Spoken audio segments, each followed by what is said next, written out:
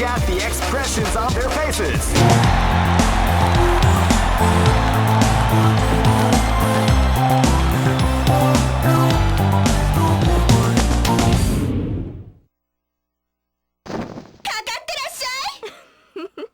Just look at the expressions on their faces. It's one of silent resentment, because these two legitimately dislike each other. This is the Japanese version on the Dreamcast, the one that comes with hidden subtitles while you're fighting. Let's turn those on.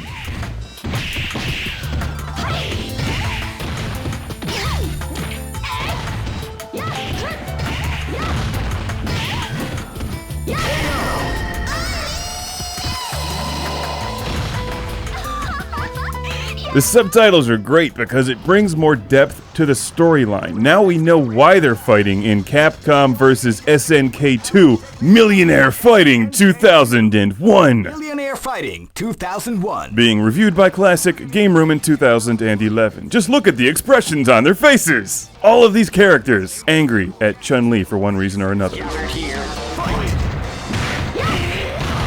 This 2001 release is one of the best, absolute must-have Sega Dreamcast games for your collection.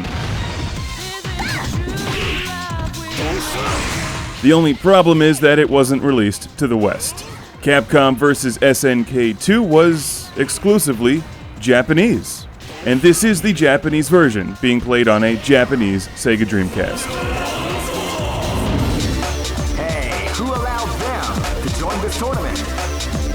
But wait! Before you punch out your computer screen or viewing device, this was released for the PlayStation 2, Nintendo Gamecube, and Xbox in the West. Just not the Dreamcast. That's discrimination. That's consolist. Very disappointing. So if you think this game looks awesome on screen, it's even better when you play it. Just look at the expressions on their faces.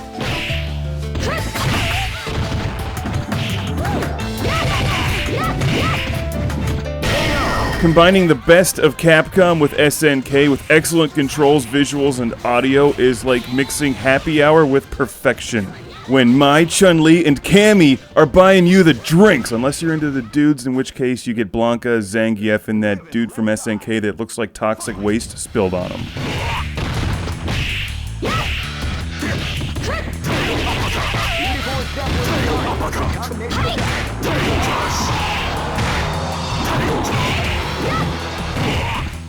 When you look at the list of Sega Dreamcast games, a big chunk of them were Japanese exclusives. Now, fortunately, in this case, it got a release on some other major game consoles like the PS2, and it's readily available today for an affordable price. It's just such an awesome, well-balanced game.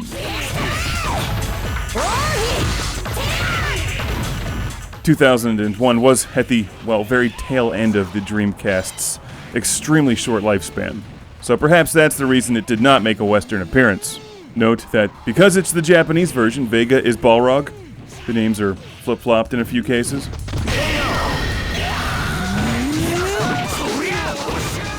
Gorgeous creative background designs. Everything about this game screams awesome.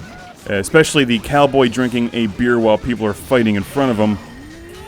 Where can I get an animatronic statue like that?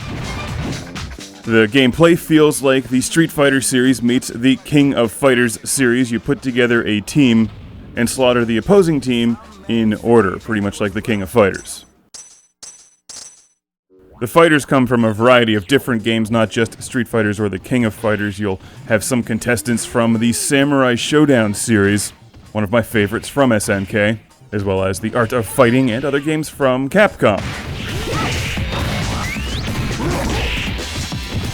It feels a lot like Marvel vs. Capcom and Marvel vs. Capcom 2, two other amazing games on the Dreamcast. They managed to put it all together and come up with a great victory. It's very flashy, but it can also be as tactical and competitive as you want it to be. I find this to be an excellent game for beginners, as well as those who are really experienced with either Capcom or SNK fighters.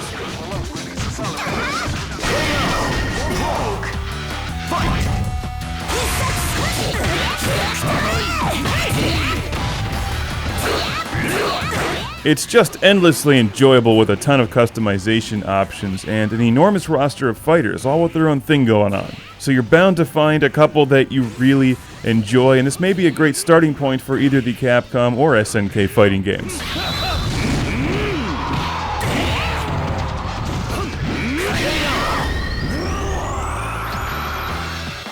So a giant thank you to Frank in California, who donated this one along with a massive stack of fighting games that I've been really into lately, along with the SNK re-releases on PlayStation 3. Fighting games aplenty.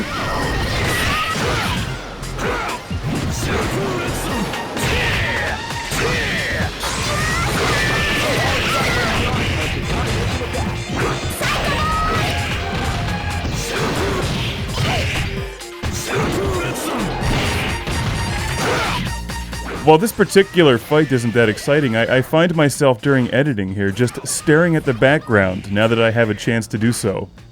What exactly is going on back there? Oh, and there's nothing more hardcore than windmills. Do you think Cammy ever gets cold? It doesn't matter. It's Capcom versus SNK 2 for the Dreamcast.